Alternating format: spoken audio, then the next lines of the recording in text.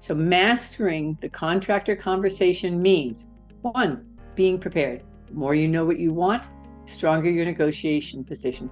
Number two, comparing and contrasting. Multiple bids aren't just about the lowest price. It's understanding market rates, finding the best value, and the person that you can work with successfully. Number three, communicating clearly, as we've said before. Be transparent about your budget and open to aligning the project scope with financial realities. Sometimes that's what's required. 4, staying flexible.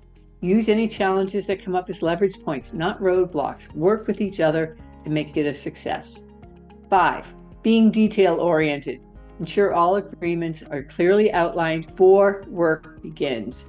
By adopting these strategies, you're making your project head toward success while safeguarding your investment, and being an effective negotiator doesn't require a business degree, just preparation, patience, and psychological savvy.